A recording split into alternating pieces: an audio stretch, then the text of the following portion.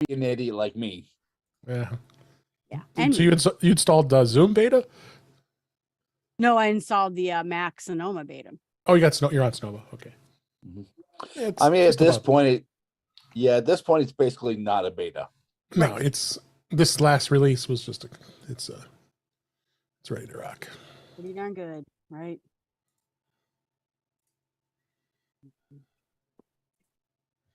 All right, we're live. Let me do some social media. What's up, party people? What up? Party people. How's the driftless?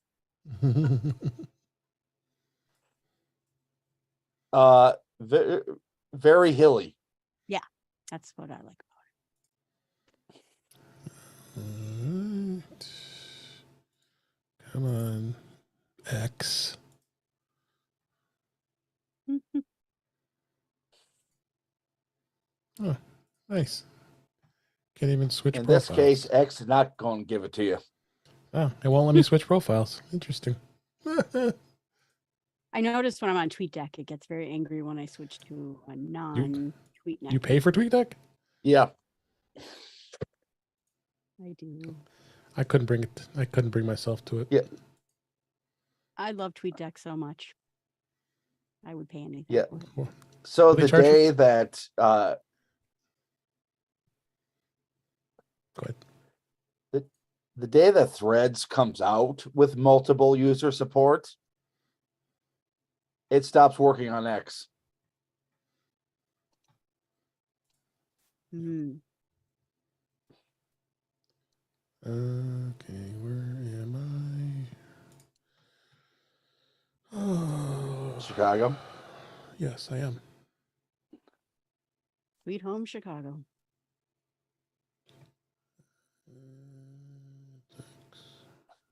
Are you a Mastodon? You're not, right, Jill? No, I tried it a long time ago and it made me cranky, so I never went back. But No problem. yeah. It's getting better.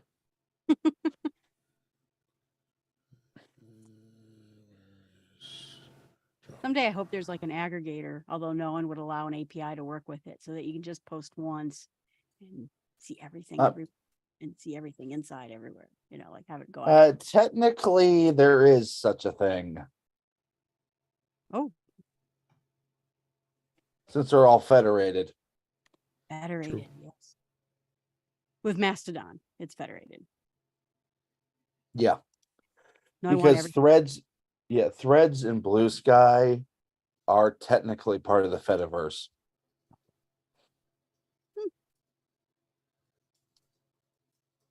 I'm like Brittany. I'm waiting to see who punches the other one out and wins. So At this point, I don't think there's going to be a winner. I think everything's just been permanently fragmented. Oh, look at this. Chuck's made it under the wire here.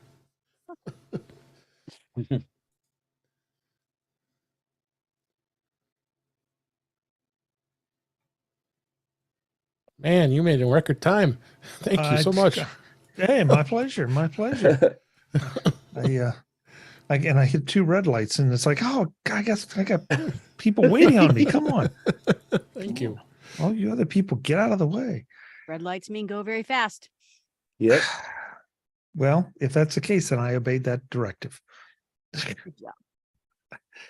I'm just going to get some finishing off social media here. Yeah, sorry, guys. Don't be sorry at all. My gosh, I'm so glad you were able to make it. No, I am too. Yeah. I'm just getting everything up here. Take your time. The documents. No, I'm good. I'm couple good. things to do here. You heard that, right? Yeah. Yes. Okay, good. Yep. Good. Then it looks like the camera's reasonably level. Here. And here. There. I'm sorry. I'm a little self-centered at the moment. Hello, Jill. Hello, Ben. Hi. How you doing? Hi, a little self-centered. Yeah, I'm focused on. They knew you said hello. I'm focused on my objective. I'm here. Still going through the red lights. Yeah. I think I turned the car off. I hope I did. He's checking to make sure that no one followed him home to give him tickets. Though I do have to say, if the cops just kick in the door and drag him out, that's going to be great for views. Yeah. Mhm. Thank you very much. I appreciate it, Ben. Mm. All right, almost there. Have you posted to Pebble? I don't have time. It's not like it's gonna do me any good. Oh, forget Pebble. Go to Spoutable, man. Spoutable's where's that? Seems like it. Oh. I'm getting like people like following me like crazy. I definitely should do that. It People is mentioned funny. that today. Yeah. Yeah, I don't know what I mean. I don't know if that's kind of the new cool place to hang out, but I'm like you, Yeah. David. I seem to be getting more traction there than just about anywhere else. Yeah, it's crazy.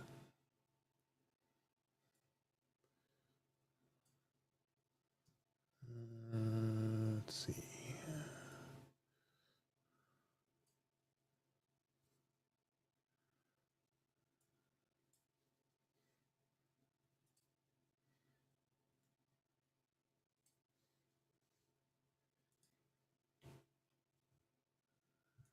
And we found out about it by mistake. Okay, we're on Spottable too. Good thinking. On what? So we're on Spoutable. Oh, on Spoutable. Excuse me, Spoutable. Yes, I was not enunciating my words. I thought, my God, there's another one. Yeah. This one's Oh, called no. Spot. Plenty. All right, so I got that. Let's. Yeah. Oh, Spoutable will not be the last. Oh, I know. Got that. And Now we have to watch what we say. we're already on YouTube. Check this. Because I Hey. made that mistake and Spoutable came into being. Welcome Wither Bucket. Nice to see you Yeah. in the chat room. My brother. Oh, that's your brother? Yeah. Hey, Oh, brother. cool. Hi, Joe's brother. Oh, please tell us some stories about Joe in the chat room. Yes. We need leverage. Yes. We need all the dirt. Yeah, yes. Okay, I think I'm ready now. We're at 272. Let me start audio hijack. That is. Let's hope you don't crackle this week, Ben. That was your fault. Not that was your fault. You a crackler? Yeah. I have absolutely no idea how it happened. I don't know, nor do I. Because- Very weird. Because it shouldn't in the 3 mic array on my MacBook. Yeah. So, thank God for Zoom and having separate audio tracks for recording. All right, we're ready to go now. In 5, 4, 3, 2. Welcome to episode 272 of In Touch with iOS, the show that talks about iPhone, iPad, Apple Watch, Apple TV, and related technologies. I'm your host, Dave Ginsburg, and I have a couple guests this week. Jill McKinley's back on the show. How are you doing, Jill? Welcome back. Thank you. I'm doing great. It's great to be here. Yeah, really great to have you. And unfortunately, Jeff Gammett couldn't make it this week, but so awesome to have Chuck Joyner fill in for him. I really appreciate it. How you doing, Chuck? Hey, I'm doing good, Dave. Thank you for having me. It's just emergency guest, break the glass. Yes, it was awesome that you're going to be here because we got a lot to talk about. My gosh, there's just a lot of stuff in the Apple world that's been going on. We're going to hit some of the news stories, but we're going to talk about iOS 17. It's been out for a couple of days this week as we record. I'll mention a little bit about the iPhone. That's we're on iPhone and Apple Watch Eve, and there's all kinds of tips here we're going to talk about with iOS 17 here. So let's dive right into it. My first story is actually I wanted to mention this, that I'm excited about this, that the folks from iMazing, we've always been talking about iMazing, that great application that allows you to do a nice backup of your iPhone and your iPad in a remote external location, as well as being able to restore things much easier and quicker than you can, and have a lot more granular control than than you can with an Apple backup. They are coming out with beta version 3. They just announced it this week, and like I think everybody take a test drive on it. And I started playing around with it. Took a little bit about it, and it does have quite a updated interface, which is cool. New home screens and showing some of the upcoming features. Now, by all means, if you use this as your daily backup regiment, I would probably install this separately. You could try it out. Like we always say, don't dive into beta unless some of us here do. To take a look at this. Chuck, do you use iMazing at all? You've been backing up your devices? Oh yeah, I definitely use iMazing, and I saw the notification for the new version, and frankly, it was just a crazy day, and I didn't get to do anything about it. But iMazing is one of those tools that I think has achieved almost requirement status at this point. Absolutely. Yeah. Absolutely right. Don't you think, Ben? Yeah, I mean, I'm not someone who uses it as much as I should. Yeah. But this is basically the missing piece of software for your iDevices. Yeah. It allows you to do all the things that you want to be able to do, but Apple just doesn't let you. Yeah, for sure. I mean, it's incredible how much granular control you have of your device and being able to extract things that wouldn't normally be able to in a standard iCloud backup or any other backup for that matter. Jill, do you use iMazing? Have you been using it before? I contemplated it before, and I wasn't quite sure what it did compared to the regular backups you had with iPhone and iPad. And then I think a couple of weeks ago, I heard Brittany explain some use cases for it, particularly if you're going to a country and you didn't want everything on your phone or something. I thought those were great, and I plan on investigating it after this. Yeah, you should. And in fact, this is a great time for it to come out in beta. But again, it's not something you want to do as a primary way. You stick with their current version, I believe, is 2.18, I believe it is. But you'll see the latest version in the version 2. They're going to give a great discount. I think it's about 50% off of its regular price for those who jump on it sooner. And other good reason is that many of us getting new iPhones this coming week isn't a bad idea to run your backups. I normally run my iCloud backup and all other backups, but I'm definitely going to run my iMazing backup as well. It comes in handy a number of times when you come back and say something's missing. Like maybe especially messages is kind of a notorious thing of not coming back when you restore it. Sometimes, not all the time, but so check it out. Links in the show notes here. And a couple of things here I want to talk about in the news here. Apple is now encrypting titles of voice memos stored in iCloud on iOS 17 and Mac OS Sonoma for added privacy. So starting with all those OSs, all the latest ones, the iOS 17 and iPad OS 17 is out, and Mac OS Sonoma will be out next week as we record this.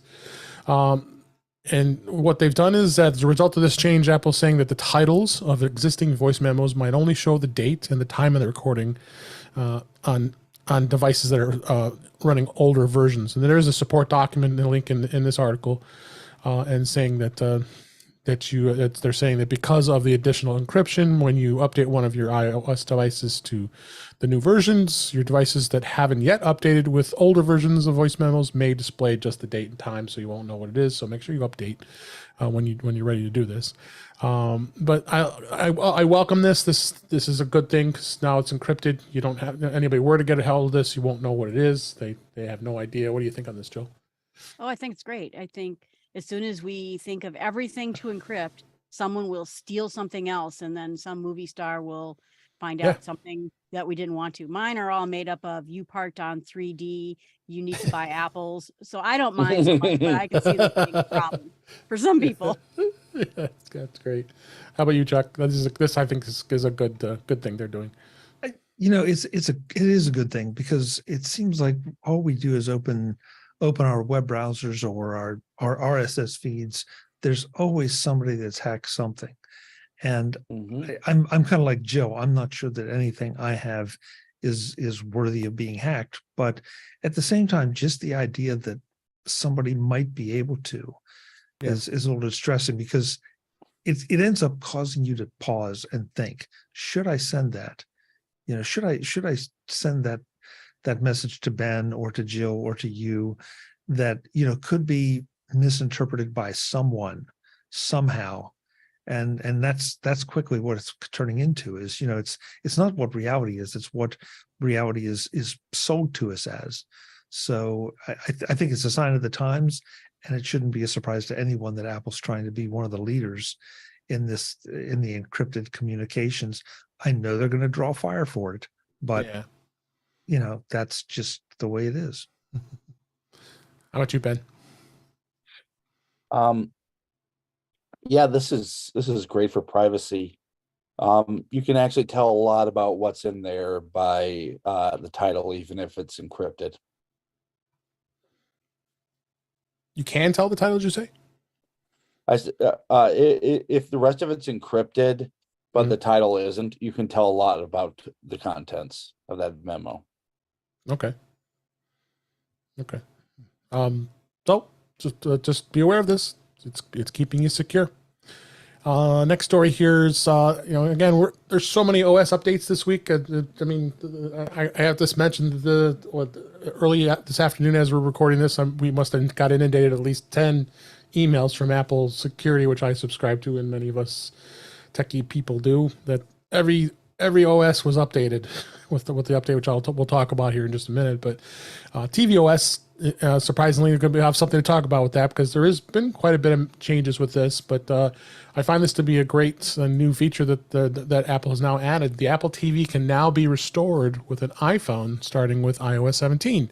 So starting with iOS 17 and tvOS 17 software updates released this past week, any Apple TV HD or 4K model experiencing problems can be restored with a nearby iPhone. There's a new support document that talks about it. If a black screen or with an iPhone appears on the TV, the users can unlock their iPhone, hold it close to the Apple TV, then follow the on-screen recovery steps on the iPhone. When the recovery process is completed, the Apple TV will reboot. On the HD version, on the Apple TV HD version, there is a USB-C port that allows the device to be restored with a Mac over the wired connection. However, there is no USB-C port on any of the new 4K models, so it's advising customers to contact Apple support to restore those models.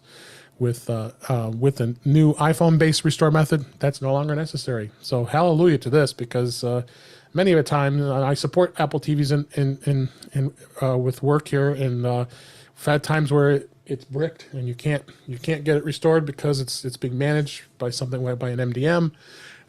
Then what do you do? Well, other than having an Ethernet connection, and many times you don't want to spend the money on the Ethernet version of that would be the 4K 128. You don't have that opportunity. So this is a welcome thing being able to do. What do you think, Ben? This is making me do the happy dance. Mm-hmm. With the exception, look, I have multiple Apple TVs in literally every TV OS generation, from the OG HD all the way up to the brand new 128 gigabytes third gen 4K. Quite frankly, every time it goes to update, there's just a little bit of pit in my stomach for a few minutes, because if it does not work, I will be driving to Madison. Now to your nearest Apple store, right? Yeah. Yes, 95 miles away. You can just send it to me and I'll bring it in. He's right. She's nearby. I assume you have Apple TVs, Jill? Do you use them? That's my last holdout. I have bought everything Apple now except for Apple TV, but I think this fall I'm going to, because the A things have been just disappointing me lately. And this again is the last thing, and I haven't been disappointed by Apple yet. So getting away from Fire Sticks would be great.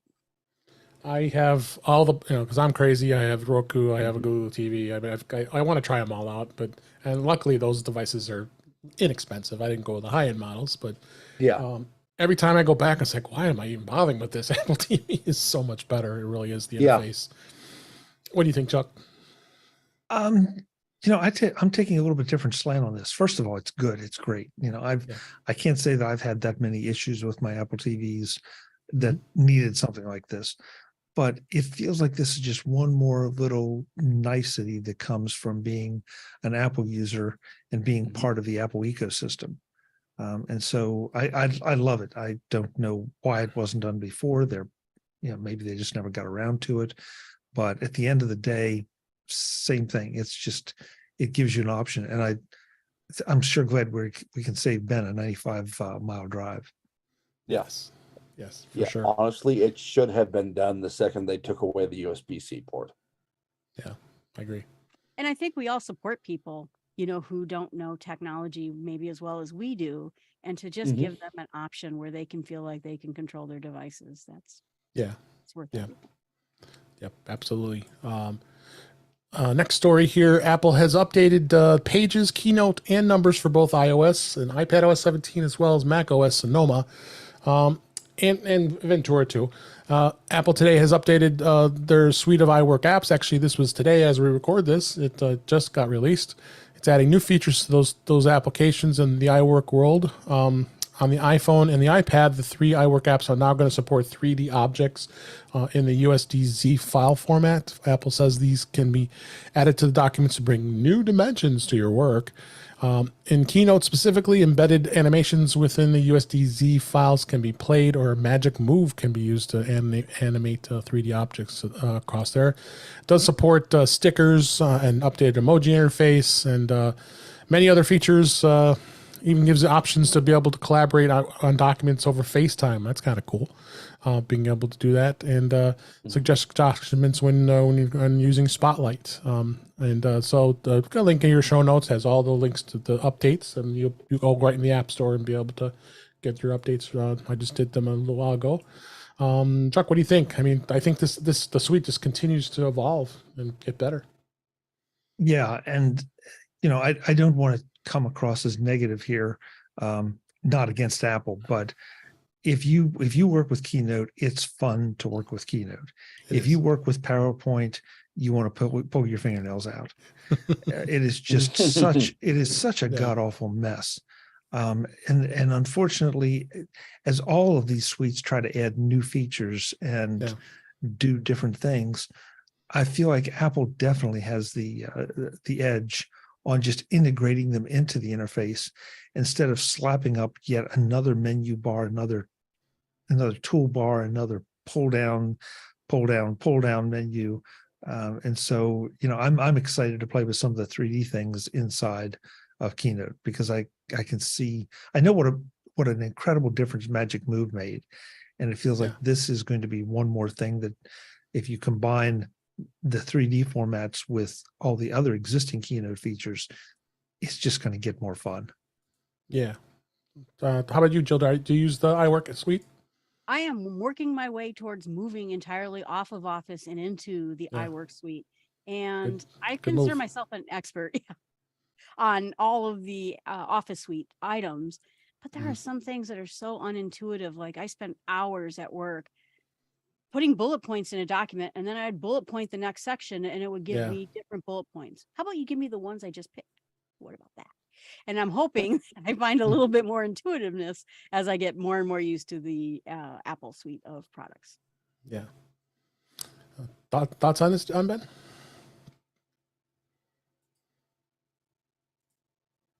I've used iWork from the second Apple released it to replace AppleWorks.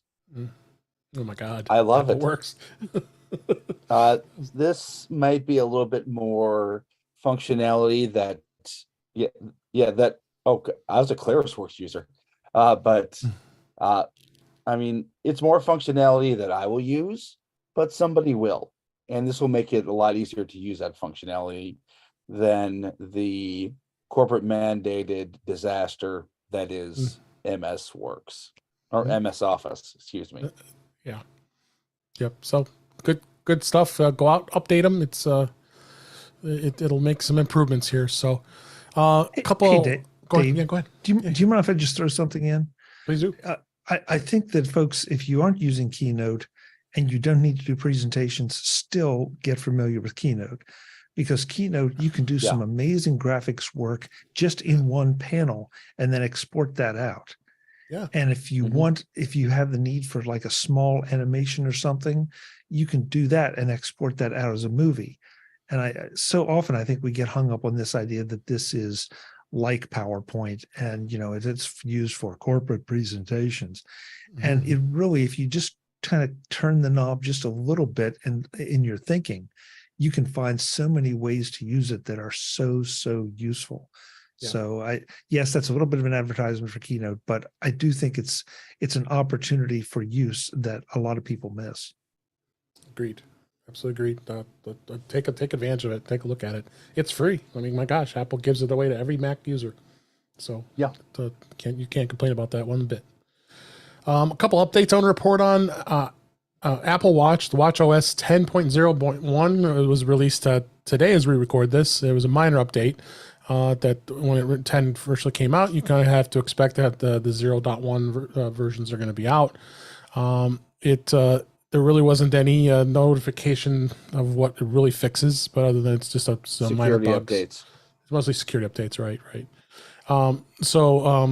They also released 9.6.3 for those who have not updated to 10 WatchOS 10. So yeah, pretty much all those announcements from today were security updates, which we'll hit here in just a minute.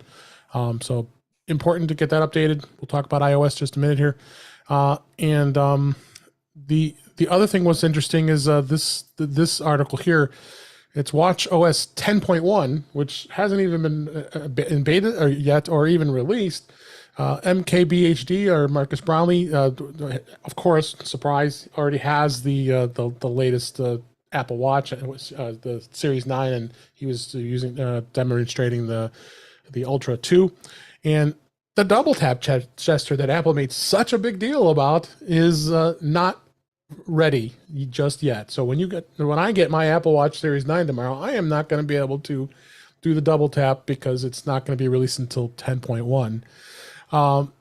The first beta will probably come out next week, and Apple announced that software update will be probably next month. So people are going to go a whole month of being able to, of all the exciting things people got from that, I think. But I did watch the video, and they even gave him an advanced copy of 10.1 so he can actually talk about it and demonstrate it on his video. So what a surprise there. So it's, and another thing too is the fact that, the Apple Watch really there isn't a huge incremental jump between the 9 and then some of the older ones. I have a Series 7, so I decided, it's 2 versions. I don't mind doing it, but he even said that I wouldn't go with anything unless you have something as old as the Series 3. So it's really, buyer beware of what you want. I don't generally have been updating Apple Watches every year like I do iPhones. But it's kind of a sad thing that they didn't release this just yet. What are your thoughts on this, Chuck?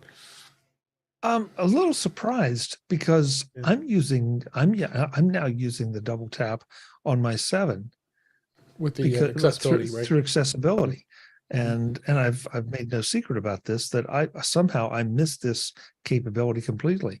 When they started talking about double tap and then people said it was available, I tried it, and I'm running WatchOS 7 now with the latest version of WatchOS, and it works probably, I think, 95 to 98% of the time.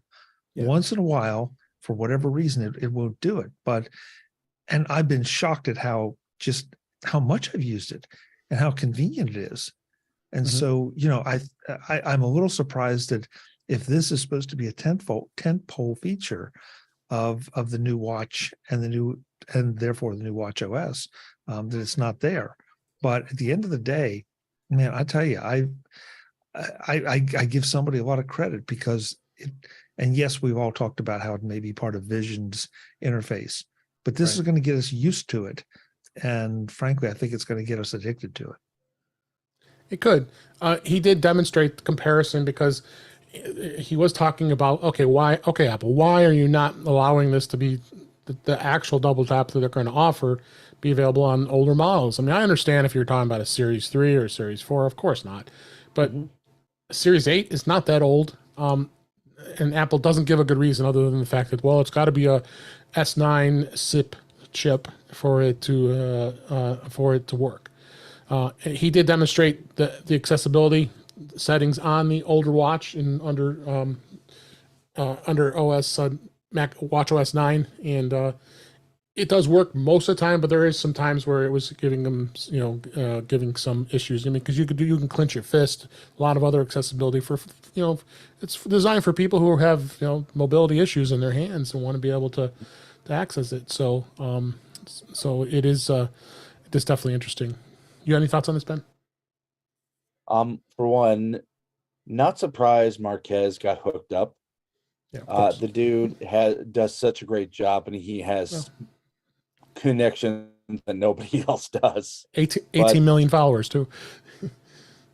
Yeah, that helps. Probably why he got to drive a Amazon van in his newest video today. Yeah. But I'm kind of glad they're taking time to make sure they got it right. Yeah, in that sense, I am. I agree with you. Yeah, and the other thing, there are things that they might have to get worked out on this. Like, what if you're like me and tend to be a little bit fidgety? You don't. I mean, the difference between the accessibility double tap and this double tap, there might be a little bit less room for error. I mean, we haven't used it in the wild, so I mean, it's all speculation at this point. Right. But I mean, we'll find out with 17.1 with the few of us who are upgrading. Yeah, agreed on iOS. Jill, do you have an Apple Watch? I wasn't sure if you did or not. Yep. I have an Apple Watch. I'm probably going to wait till 10 to get the next Apple Watch. Sure. So I'm going to skip 9. But my first thought was we went from this to that. So, shucks. But I agree. I am fidgety. I tried the accessibility and I just kept doing inadvertent things and I turned it off because I do all sorts of things. But I think it's a great feature. And again, I'm glad Apple's making sure that it's right. Yeah, no, there's no question because a lot others out there would release it really quick here. So, let's go ahead and move on. We're going to move on to the topics this week. First off, beta. There is no beta because we're in iOS 17 just got released. So, like Ben mentioned, we can anticipate. Yeah, Chuck does not do beta at all, and he's glad that it gets gone for just a brief moment because we know 17.1 is going to get released probably next week as we record here. So, but there is some very important updates. If you have already updated to iOS 17.0.1 is out, and this has some pretty serious security updates that need to be run. It is very important to run this right now. And if you are running iOS 17, in fact, iOS 16.7 was dropped as well. So you want to make sure if you're still running 16 to run that update as well, because there's some pretty serious vulnerabilities that these are fixing. Interesting fact that they for the iPhone 15, which a couple of us here are going to be getting tomorrow, is going to be with 17.0.2 because it's addressing some even more vulnerabilities that was specifically related to the iPhone 15. So you got any thoughts on that, Ben? Yeah, if there's a security update, download it immediately. Yep, agreed. Chuck, did you update the iOS 17 yet, or are you still holding off? No, I went to 17 and the transition was very, very smooth. And then they bring 17.0.1 today. So I haven't done that, but yeah, with that kind of update, it seems like it has to be security related. So I will be doing that it was after quick. The show. They did do it on Mac OS as well. Mac Ventura's 13.6 dropped today. I just did those updates earlier today. Did them for my work machines as well. As well as Sonoma, they released the second candidate for the release candidate that includes those security fixes. So yeah, so some pretty serious stuff. A lot of updates. Even the older Mac OS like Monterey and Big Sur and those releases had some updates as well. Because so Apple took this very seriously and made sure that we get these patched. iPad OS as well. So go out there, update it. Very important to do that. So I wanted to hit a little bit about what all the new features and everything that's come out in iOS 17. Sounds like, Chuck, you've only had it in your hands for what, maybe a day or two. So what's kind of been your first impressions of iOS 17 since you upgraded? Stable. A couple interesting things. One interesting thing that happened to me was that when it walks you through and asks you to pick a photo for yourself or whatever. So I picked a photo for myself, and suddenly it updated all my photos across all my other devices too. I noticed that too. Yeah, it's like, well, that's interesting. And not a big thing, just sort of unexpected. And I'm still learning the proper titles of some of the features, but what do they call it? Visual voicemail, or the voice thing where I've had that. It pops up and says, "Do you want to use this?" And it's like, "Oh yeah," and so I didn't answer a call today, and it said someone's leaving you a message. So I was able to just watch as they were speaking. Is that cool? It didn't mean I answered the phone because it was somebody I didn't want to talk to. But the point is that it works, and it's one of those nice new little features. Trying to think I don't want to steal the thunder. I saw what's coming up in the in your notes, so that's a whole nother thing we can talk about. But yeah, overall my experience has been very, very positive. And I was one of the, not skeptics, I'm just one of the very cautious people who wants to wait a day or two, and there were no reports of any problems, and so I did it, and not looking back. Well, you, Jill, and Ben, you both have been on beta since iOS 17 came out, so this is all nothing new to you guys. That you have anything to add before we're gonna dig in a little bit to some of the features that are out there, as well as some tips. But Jill, what do you think first? Is how did you think it went for this beta cycle? I thought it went really well. I joined in somewhere around public beta 5, I think it was. So it was later in the process.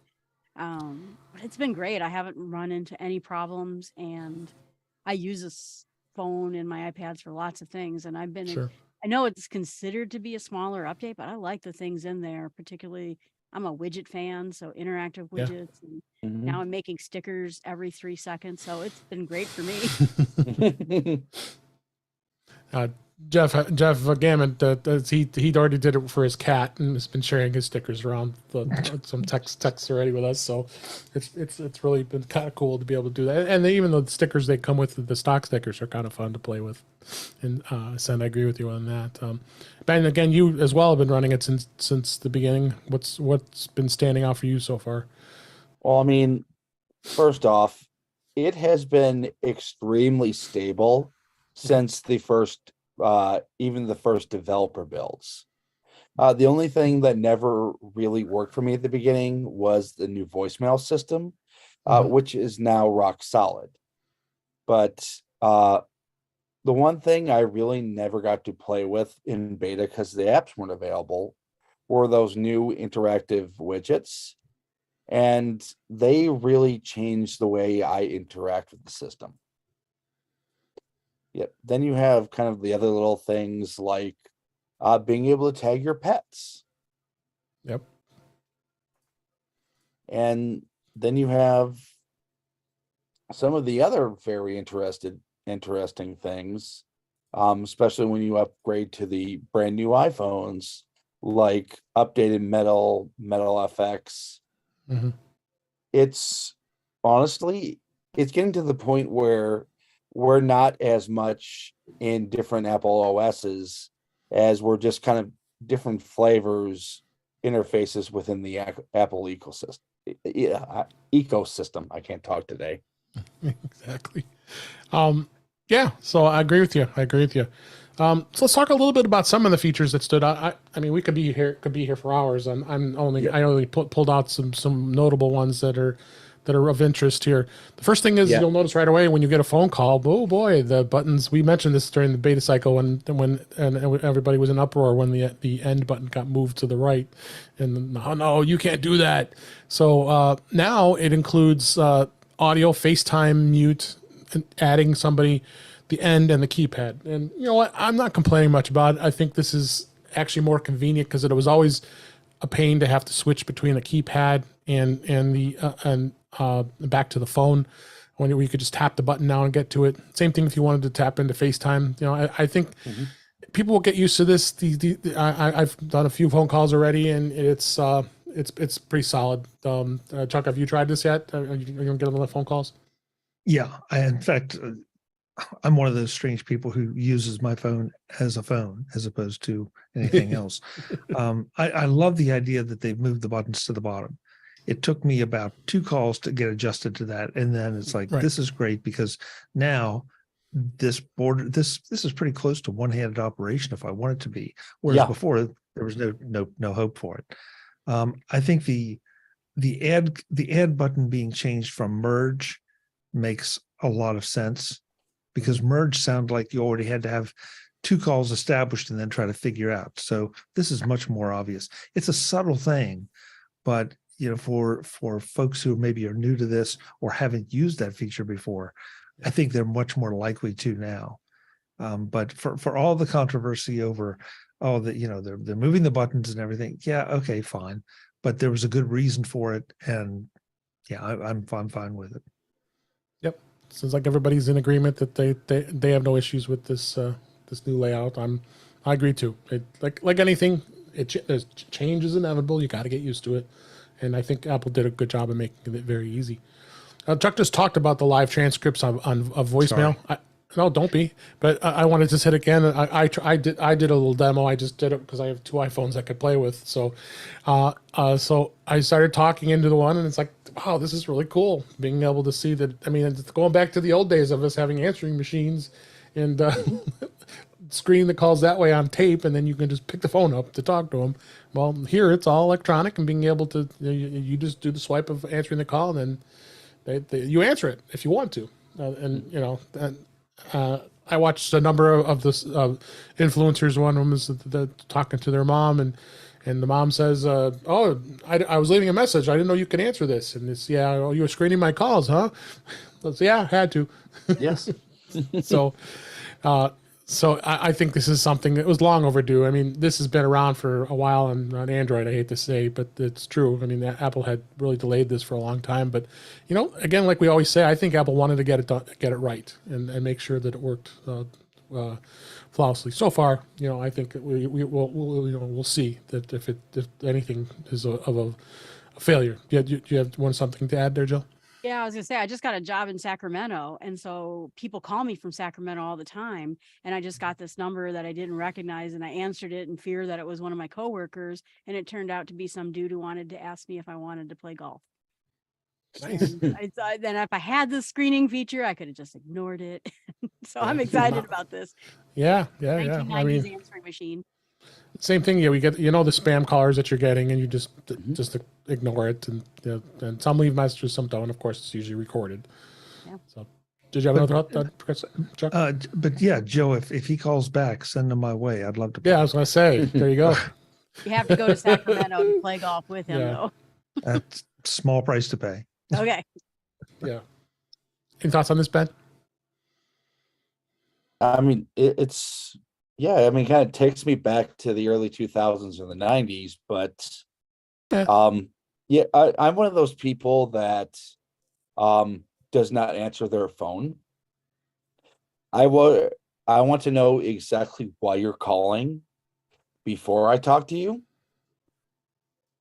So if this is something urgent, this feature saves me a call back. Yeah, no, I agree. Oh, for sure. So good stuff.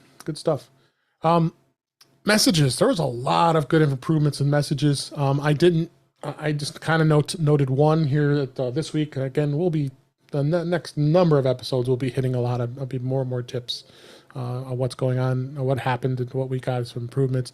But the Messages app, I really love this. This is all the apps in one place. I mean, in iOS 16, you tapped in and start the message, and then you had all those buttons down there, and like you got to scroll back and forth. Well, now there's a plus button right next to it, and you just tap that plus button, and then all the apps are available right there. It starts with the camera, and it goes from there when it comes to stickers and photos, and if you're doing Apple Cache, any audio, locations, that kind of stuff. So I've really found this to be of a good use. Chuck, have you tried this? What do you think on this one? I have not tried this. This didn't. I mean, unfortunately, during a work day, it's kind of difficult to play with things. So, I Yes. was interacting with some of the new features sort of as they were thrown Sure. at me. But that's kind of the thing I liked about it, because there was nothing that, and I have not kept up necessarily with all the beta rumors and everything. So it was really nice to find these little new features and say, I don't have to be trained or look up how to use this. It's right here in front of me. I know there are other things I'm going to have to go dig into, but yeah, it's these little incremental changes that I think I love about this particular version of the iOS, at least the ones I've run into, and I know there are more for me to play with. Absolutely. Ben, sounds like you've taken advantage of this quite extensively. Oh yes. In iOS 16 and earlier, to the point where they introduced those iMessages apps, the interface was kind of a dumpster fire. This is very easy to use, very well thought out, and especially when you're sending say photos to your friends or family, or here in the example, Apple Cache, it goes from cluttered to dead simple. Yeah, the list is just beautiful. It's a nice, well-designed list that just pops up on the left side of the screen, and you just swipe up to scroll through. And there's a number of apps. If the app supports it, it'll be included. But one tip I will add is now you have the ability to actually customize this even further, and it's really easy. The way you do that is you go into settings under messages, and then you select the iMessages apps. And once you go in there, it's very similar to a lot of other location and privacy, where you can turn a lot of those off. The lists are very similarly designed. You can go through here. It says included with an app, and you can go start turning off all of these apps you would probably never use. As far as these apps go, because there's a number in here I would never use. I mean, it's even got restaurants and ESPN. I mean, I might post that once in a while. Who knows? eBay's even here. Dropbox. So if you find that you use these apps, that's great. But then if you don't, turn them off, because then the list gets much more truncated, and then you don't have to scroll through all of them all the time. I mean, as you see it. I'll have a picture in the show notes here. You'll see that the standard ones that are used a lot: camera, photos, the stickers, Apple Cache, audio, location. You just tap the more button, and then you get to these. So I'm really pleased to see that they did a nice job of customizing this very easily. So have you tried this, Jill? Have you gone through this? Oh yeah, absolutely. And I told you I was making stickers left and right, so I'm enjoying that. I'm enjoying sending them on messages, the pictures, and having everything right there. It is a huge UI fix to something that was just kind of messy before, and I'm excited. Oh yeah, absolutely. The other thing that I found to be interesting, and they were spouting it off, was standby mode. Or standby. It's a nice new full screen experience. Basically, what you can do is you turn your phone on its side, which would be landscape mode, and I tried it out for the first time this week, because I have it at bedside, but I do have a wireless charging stand. It's used to being in the portrait mode, so I had to put it to the side and kind of move it around to make sure it was charging. But once it does, it comes up and it gives you these beautiful screens, including the most common one is the with the clock on one side and the calendar on the other side, a full month calendar. And you can swipe through all those and pick whatever you'd like. You can have one that's just a big giant clock. It'll have photos if you want the photos to flip through. It'll have music if you want to have music sitting there, and it's right there on that screen. The nice thing too is that at night it adjusts to the lighting. So once you do it, it's very useful in this case. I think this is a kind of an interesting thing. I don't, Chuck, have you tried this yet? Yeah, I did, David. And the one thing that I'm not quite clear on, and I admit I was trying to sleep, so I didn't really have a lot of time to play with it. But I found that in the middle of the night it turned off. And, okay. And then I rolled over, but it was almost like it knew I was looking at it, because then it turned back on right before my eyes. So I don't know quite what's going on there. So now I'm a little paranoid about my iPhone watching me sleep.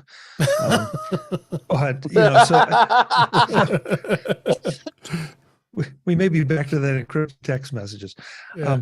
But I do want to play with it. But like you said, the display itself is gorgeous, and the fact that you can tweak it in so many ways is, again, I'm looking forward to just finding the one that's right for me, and finding out if that particular, there's got to be a setting in there somewhere.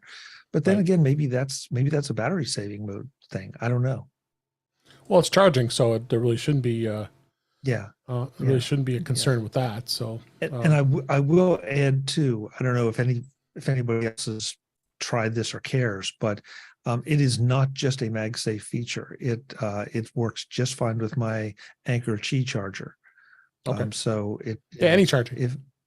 So anything that'll let you put it landscape, it will work with. Yep. No, I agree. So another great feature that they've added, then something, I mean, because there's times, I mean, I finally gave up. I used to have an old iHome charger that I would set my phone on, and they had a clock next to it. And of course, this device had the clock that you touch to get it to come up. And there'd be times I touch it, and of course it's like blinding bright, and you had no real control of it. So once I had enough of that, so I retired it. But this is really going to come in handy for me bedside when it comes to that. So. FaceTime, they've now added an awesome feature, you being able to have the ability to record an audio or video if when a call is missed. So, like we used to do before in previous iOS and 16 and earlier, that you couldn't leave a message. You You just said, you can call back later, and that's the end of it. So now it's kind of a fun thing. You can actually leave a video voicemail, I guess we really want to call it that. So you can do audio or video when that call's missed, and they can come back and be able to watch what you had to say, and then you can go back and then they can call you back. I think it's kind of a neat feature. Have any use? I haven't really tried this yet. I don't know if any of you have tried this yet.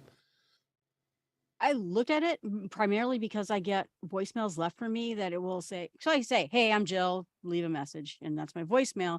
And then half the people are like, yeah, Sam, are you going to go play golf with me tonight? And then I'll be like, Sam, I said Jill. So I thought this is going to stop all those wrong voicemail messages. Yep. So definitely a cool thing that's going to be happening. Jill, you've been talking a lot about custom stickers. Why don't you tell a little bit more of what your experience has been with custom stickers and what you've been doing with them? Well, what's nice about it is if it's a live photo, you can take it out and it becomes an animated sticker. So I have my bird, my friend and I were hiking and I photobombed her. So I was waving behind her. And so I turned that into a sticker. And in every photo where she's pointing at me and telling me, not to take my picture, I took that out and made a sticker. So I've been doing all sorts of fun things with it. I've enjoyed it. And I'll be interested to my family. Yeah. Yeah. I wasn't much for stickers, but now that I can personalize them to my own photos, it's great. I think I'm going to show my family how to use it, because my sister-in-laws and my wife, they're going to have a blast with this once they start realizing what it does and be sending stickers left and right. It's going to be fun. Did you try it all, Ben? I haven't. I don't have. Well, I didn't have anybody else who was on iOS 17 to use it. Oh. And beyond that, us. I think it works on everybody because my friend wasn't on 17. Oh, well, that's right. Yeah. I'm not that big of a sticker guy, honestly. Okay. All right. And so check it out. I think it's going to be neat.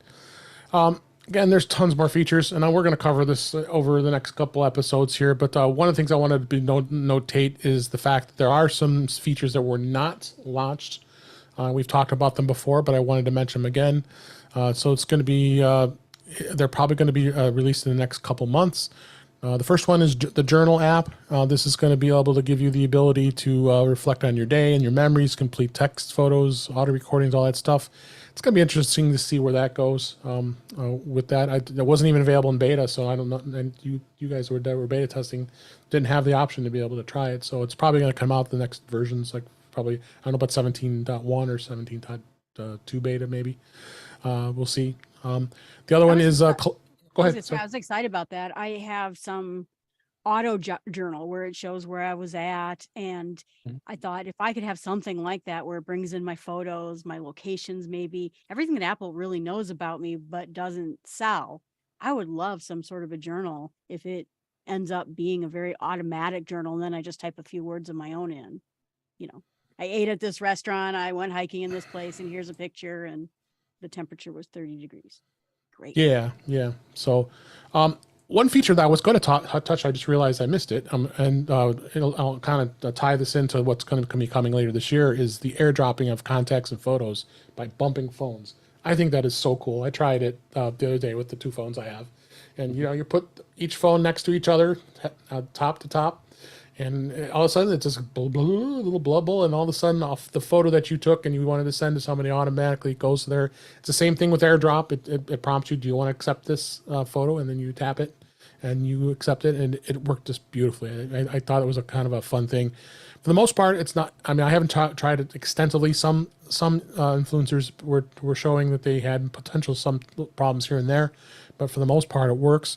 The other thing you can do is you can bump phones, not only photos, but you can do contacts too. So doing your business card, you just tap it, be able to send that to somebody just by going phone to phone. And you hope that as a couple months pass, everybody has iOS 17. If you ever are meeting anybody at a convention or wherever you go to, you'll now be able to do that. So the other thing that they are going to add as far as something that will be released later that's related to that is being able to do AirDrop transfers via the internet. What this is going to do is it's going to allow you to send a contact like an image or a video to another user via AirDrop, but then the transfer will continue to over an internet connection if you move out of AirDrop range. As long as both of you are signed into your iCloud account, it should be no problem. You actually can send this once you've initiated it. You can walk away and it'll get there eventually. So that's going to be interesting to see how well that works. Do you guys have any comments on that? Not really, but I thought on the first thing with the contacts, I imagined us at MacStock, and when you're suddenly meeting 50 new people and we're all sitting there typing in each other's contacts, this is gonna be great. So, but yeah, even sending, I do AirDrop things to my friends, and I think this is going to be nice. Yeah. Anything else you guys have? Just anxious to see how it works in practice. Once because the fact that our photos especially are getting larger and larger and larger as the cameras get better and better and better. The idea that this feels like it may be a more reliable way to make sure that the photo actually gets there in a reasonably timely fashion. And I know we're all becoming like super impatient. You can't wait a few seconds for a photo transfer. No, sorry, we can't.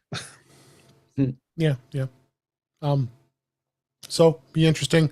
A couple of things I'll hit real quickly here is the iMessage contact key verification. This was Apple did preview this back in December of 2022. It does have a key verification security feature. It's supposed to be launched in 2023. What it is it allows users who face an extraordinary digital threats, such as journalists, human rights activists, and government officials, to further verify that they are messaging only the people that they intend.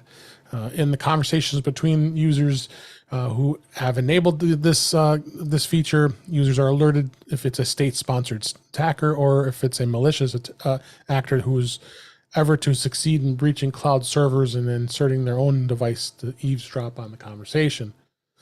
So it's basically another additional layer of security. I don't know if a lot of us would be using this, but I think this is another great thing that Apple does with security. Any thoughts on that? Yeah, this is fantastic for basically celebrities, journalists, anybody who would want to hit a malicious actor would want to kind of slide into their DMs. Yeah. Anybody else have any comments on that? Just more, last thing I'll go ahead. Just more security is better. Oh, it always is. It always is. Last thing I'll hit on here is the next generation of CarPlay. I'm not going to be buying a car anytime soon, but I'm kind of excited to see this, at least maybe in a video format. Probably about the closest I'll come to it. But if you recall back at WWDC, Apple did preview the next generation of CarPlay, which will feature support of multiple displays, widgets, integration with vehicle functions, as including the instrument cluster, climate controls, and the radio. Apple did say that the first vehicles that would be supporting this next generation CarPlay would be announced later this year in 2023. They have commitments from automakers including Acura, Audi, Ford, Honda, Jaguar, Land Rover, Mercedes-Benz, Nissan, Porsche, Volvo, and many others. So I'm kind of excited to see where this is going to go with CarPlay. They've done some improvements on CarPlay on its own. I mean, we'll hit on that on another episode here, but the CarPlay continues to evolve. Yep. I'll be anxious to see. Oh, go ahead, Ben. Sorry. I'll be happy to find out what that's like in 15 years when I can afford a vehicle with it. Yeah. Yep. I'm somewhat shopping for cars, and then whatever I buy will have CarPlay in it, because that is something I really want to have. So I'm excited to see it evolve. Yeah. And I'm anxious to see, though, if the third-party market figures out some way to add a second display to existing CarPlay systems, as far as placement in the vehicle and what the capabilities are. I mean, I can envision a box of some kind sitting between your phone and then the second screen, and then also plugging into the existing CarPlay to use your existing car's screen. And it would be clunky, yeah, but depending on just what can be projected on that second screen, yep, I can see it being very desirable. And if someone isn't out there developing it, I'd be shocked. Yeah. I mean, I'd love to see some kind of aftermarket digital dash. Yeah. I mean, they're already coming out with those little small displays that they're for CarPlay. You just plug it into your radio's USB just to get the sound part of it connected. Mm-hmm. So, I mean, they want to retrofit these older cars, and they're coming up with some interesting ways of doing it. So, I'm going to hit a few tips here. There's some tips here that some of us are probably not going to know about yet, and I thought it'd be kind of fun to run through a few of these. Did you know that with two-factor authentication messages, we always get those all the time when they send you a 2FA code to put in to authenticate that you're accessing, whether it's your bank or if it's a website that requires that.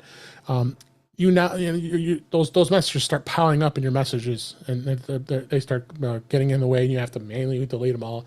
Well, now what they've done is they've added this new feature where it'll actually automatically delete them once you've used them. So what you do is you go into settings under passwords, and if you go under password options, there's a selection there's turn on cleanup automatically under the verification codes. So now the verification codes comes up, you tap them in, and then within a matter of minutes, it's gone. They erase them for you. So they've automated that process, which is great. Other thing I thought was really cool is the fact in the Find My app now, you now can share an AirTag with somebody. So if you open up the AirTag in Find My, you look up your list of all the AirTags that you have connected to your Find My app, you can choose share this item, and then you can pick up your friends or whoever you want to share the item with temporarily, and now that AirTag, whatever it is that's tracking to keep so you know where to find it, and a friend or a family member can now track it, which is great. And they've really opened that up. So if they do that now, especially if you have husband and wife have different AirTags that aren't connected to their accounts, you don't get that rogue AirTag anymore. So now you know that, like, I'll give you my car keys, and if that AirTag isn't connected to your account, then they won't say that you have an AirTag that's not yours. Other feature here I thought was kind of interesting, with music and Apple Music, they have what's called crossfade. So, when you're listening to one song and it's going to crossfade into the next song. Well, you have control of this now. If you go into Apple Music settings, which is under settings, music, and then under crossfade, there's a bar across that allows you to be able to toggle between I think 2 seconds all the way up to 7 or 8 seconds. So giving you a little more granular control of the way where music crossfades between the two tracks. Which I think is kind of fun that you're able to do that. So another good tip I thought was kind of cool. Then the last one was Hallelujah. they have Ping My Watch. So in Control Center, you now can go into Control Center and be able to actually add Ping My Watch. I tried it, and my watch pinged. It was great. All those times I set my watch down somewhere and I can't find it, and now you not only do you have the option to ping your iPhone with the Apple Watch, now you can reverse it. Now the iPhone can ping your watch and be able to find it. So we got some cool things. Tons more. I mean, my gosh, there's so many other new tips that everybody's finding out there, and I thought these kind of stood out. And I hope you guys try these because and those listening try these because they're really going to be really helpful and beneficial to you. Anything else you guys wanted to add on these tips? That last one, Mhm. I've used it a lot. So you've tried. I only tried it when it was on my wrist, so to tell them it, but I didn't try it yet. But it works fine because I'm assuming it does because it's as long as it's in the vicinity, it should be able to ping it, right? Yeah, I have cats, so they tend to knock this off the nightstand. Yeah. Oh yeah, and it gets behind the nightstand and you can't find it. And got to ping it a dozen times. Yeah, I was going to say this is an interesting feature to me that I don't think I will ever use because I don't have Ben's animal situation. And that sounds like a completely legitimate use, but I always set my phone down somewhere and can't find it. Yeah, right. But my watch comes off the charger, goes on my wrist, stays there until it goes back on the charger. I don't think there've been 4 times that I sit my watch down somewhere and then can't find it in the years I've had all the years I've had an Apple Watch. So this is one of those, for me, this is one of those features like, okay, that's nice, but I don't get it. So. Yeah. There's many times I've put my watch down like I was getting dressed. It's on a nightstand or on a bed or got buried in blankets or like in Ben's case, his cat knocked it over and probably was playing with it too. Almost daily. Yeah, I lost it in a tent once. There you Somehow go. it fell off the charger, and I was wondering where it was. And you were like, "Oh my God, how am I going to find it?" Well, now we've got that. So there's some good examples for you, Chuck. I know you're in a tent all the time, so you want to in case you drop it. I've been never mind, leave it alone. I'm really enjoying iOS 17 and Sonoma. These upgrades this year feels like it's bringing me closer to people, being able to share things with people more. And I think that's what I said about Apple is Apple tries to get out of your way and just let you do the things you want to do. And I think this upgrade gives you a ton of things to try that with. It does. It's not. Go ahead. It's not anything really big and flashy this year. It's just a bunch of little things that make sense. Nice. Yeah, a number of these I just went over, I think made sense. There's some really good additions to this. So and the stability factor too. I mean, that's we've talked about this, and I know this is in touch with iOS, but I'm anxious to see what happens with Sonoma, because I think that this may be another one of those, hopefully one of those years where, there are a couple nice new little features that are iterative and they're nice, but I really am looking for the stability. And so maybe this is the year that we'll get that on all the devices. Spoiler alert, it's amazing, but never upgrade your primary machine to it. Yeah. It anyway, but it's amazing and it is stable and it brings a lot of things like that too. So I'm excited. No, we'll hit on Sonoma. I mean, we've talked. Sometimes I have a in touch with Mac segment here, but we can touch on that real quick. Well, I found interesting one of the apps that we use all the time, Bartender. That Bartender 5 just came out. They're not offering a version other than for Sonoma, version 5. So you have to stay on version 4 if you're going to stay on Ventura, which is only one version back, which I found to be interesting that they opted not to do that. But they also opted not to do Electron development because they're developing for both Windows and Mac. So that's going to be interesting to see if you're going to get developers like that decide to just develop only for Sonoma. I mean, I've been playing with it a little bit. I have it on a spare machine, so I probably hadn't played with it as much as I should. But yeah, I agree with you, Chuck, that that this is. I think Sonoma is going to have some things that's really going to improve it. I mean, Joel, you've been using it for all this time too. I'm sure you've seen some good things with it. And Ben too. But yeah, Mhm. absolutely. I found it to be really stable, really fixed some things that were annoying me. And I'm really impressed with it. And I think the difference for me is not only did it bring a lot of things to people, the end users, but you can suddenly see app developers jumping on features to get Mhm. their stuff into it. It made them excited to upgrade their apps to something Yeah. new too. And I think that's great. what's most important to me is the Rogue Amoeba apps they're preliminarily supporting Sonoma, so I think we'll feel a little safer. I want the complete approval. I want them to be completely supported before I'll be ready to upgrade my production machines for podcasting. So, but it looks like there hasn't been anything major complaints about it. It's been pretty, like you said, you guys are saying it's very stable, and we'll be testing it soon for work. I'll be testing it soon for work, so we'll have to start trying it out, being the guinea pig on my production machine once it gets released, because we have to make sure it's ready before we release it out in the wild. So, all right. Well, with that, let's go ahead and wrap up for this week. That was what a great discussion here, and like I said, we'll be talking a lot more about iOS 17 next week. Chuck's going to be back. We got him here this week. We'll have him back next week as well. I want to get first impressions of his new iPhone 15 Pro Max, as well as my iPhone 15 Pro Max, as well as the Apple Watch Series 9. So stay tuned for that next week's episode here. But for now, let's go ahead and wrap it up. That's a wrap for this week. Please send your comments, questions, and suggestions to our email address, which is feedback@intouchwithios.com. You can follow us on Mastodon, which is at intouchwithios.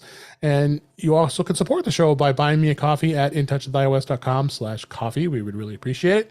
You also become a patron of the show by going to patreon.com/intouchwithios. We have 2 tiers available to support the show. We would really appreciate it. Make sure you like, share, and subscribe when we are streaming on Thursday nights, usually 8 p.m. Eastern Time, 5 p.m. Pacific on our YouTube channel. This is youtube.com/intouchwithios. We thank a number of the folks in the chat this week. I forgot to mention Witherbucket as well as Cletus is in the chat today. Thank you so much for joining us and giving us your interesting inputs. We really appreciate it. You also can go to our Flipboard magazine, which is our In Touch with iOS Flipboard, which is a place where we post a lot of the stories that we talk about each week. That link is in the show notes. You can go and actually subscribe to the show in your favorite podcatcher, which includes Pocket Casts, Overcast, Apple Podcasts, and many others. But better yet, just go to our website, intouchwithios.com, where all the links, all the ways to listen to us are there. And I am Dave Ginsburg, and you can find me on Mastodon at DaveG65 at mastodon.cloud. And Chuck Joyner, thank you so much for jumping in and joining us the last minute. We appreciate it. Where can people find you? Hey, David, I'm glad to do it. Thank you so much for having me, as always. MacVoices.com is where you can find us. We do all kind of interesting things over there, talk to all kind of interesting people. We do Mac Voices live Tuesday nights, 8 p.m. Eastern, 5 p.m. Pacific, whatever time that is, wherever you are, at youtube.com/MacVoicesTV. Please join us for that because it's always a blast to have, just like here, have people in the chats throwing in comments and questions and disputing our judgment. And that's always good. And on all the socials, you can find me as at Chuck Joyner. And on the major socials, you can also find me as at Mac Voices. But sometimes it's getting to be a challenge to try to maintain 2 different identities. Yes, it's tough. I do it too. Thank you, Chuck. Appreciate it. And Jill McKinley, thank you for being here. What a blast to have you again. And we had a really great time. Thanks for being here. Where can people find you? Well, thanks so much for having me. It's been great to talk about tech. I have other podcasts that aren't tech, and so it's fun to talk about this topic with people.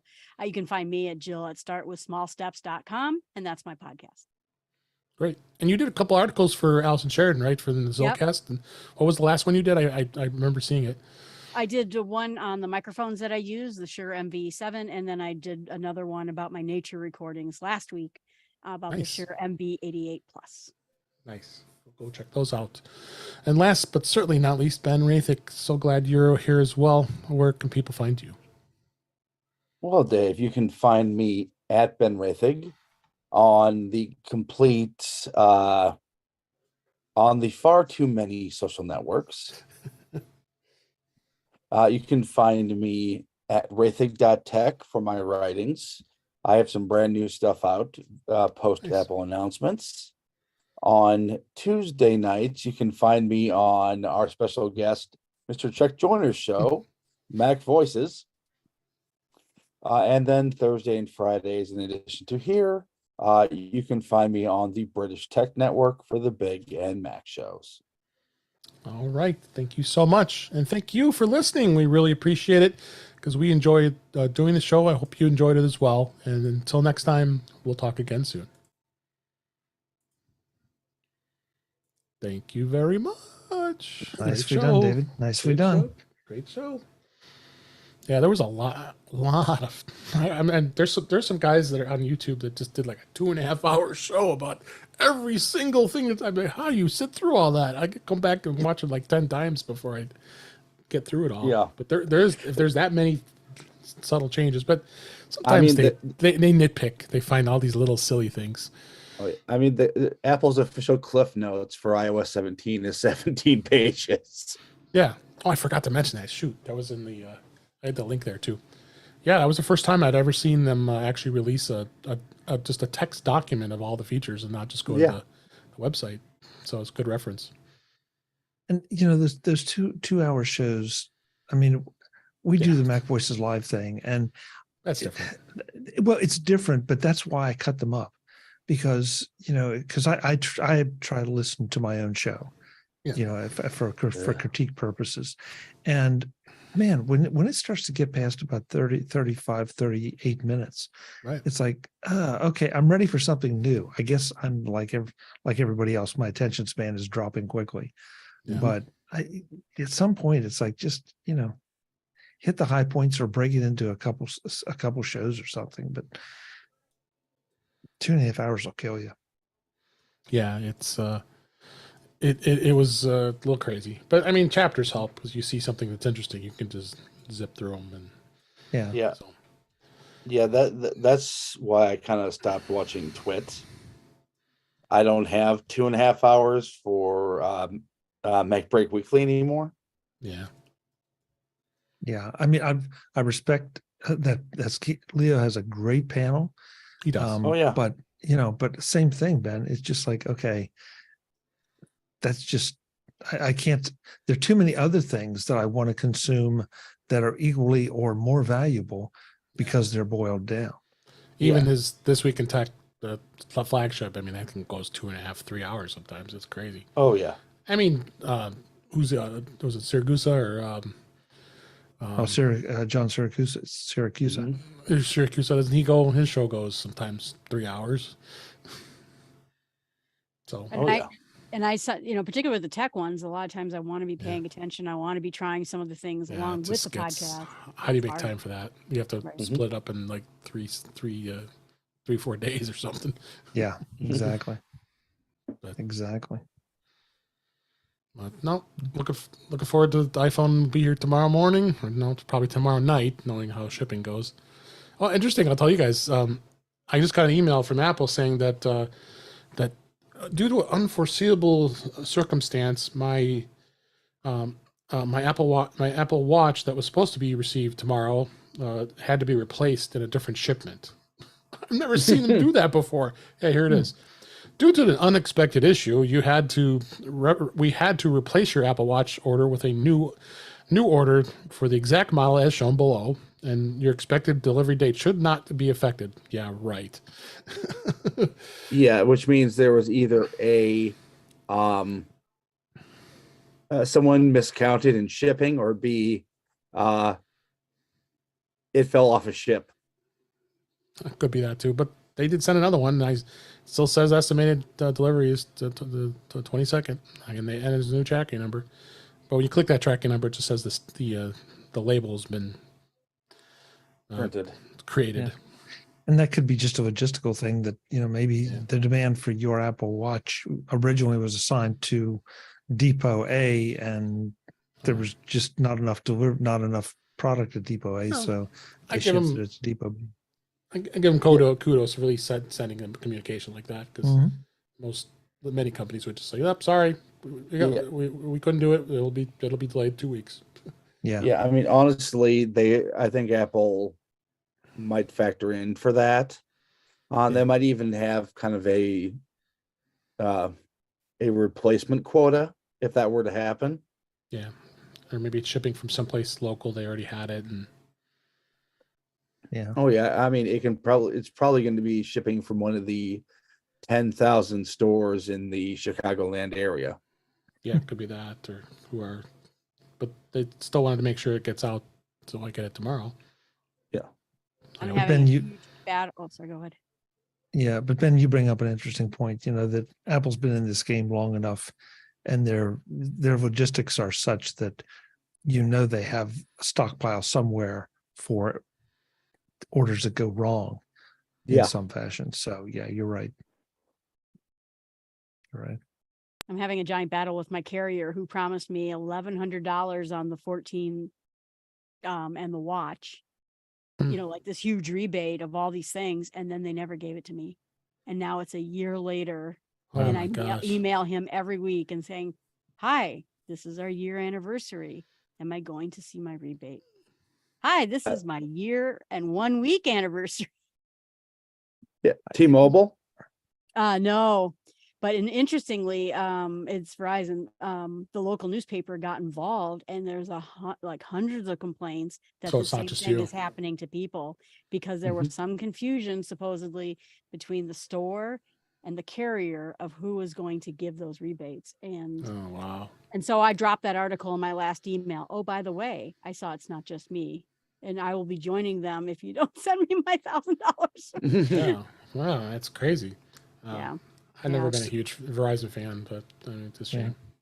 Your next step is maybe to contact one of your local legislators. Yeah. And escalate it and then copy your friend at Yeah. Verizon. And Well, as say, soon as I drop the newspaper, he says like, "I'm on it. I submitted all the forms," and so we'll Let's see. say- But yeah, Get to the press. Yeah, get to TV, one of those consumer watchdog groups and the TV shows and stuff. That seems to get some action sometimes too. so next time Apple, I'm just gonna go through Apple. I'm not gonna even bother anymore. Yeah, I'm very pleased. I mean, I'm on the Apple Upgrade program. I've been on it since day one, and it's great. Every year, Once I heard you talk about it, I started looking Yeah. into it, but I just can't. I have the Chuck's on it too. So we've been both. I think we've been very pleased.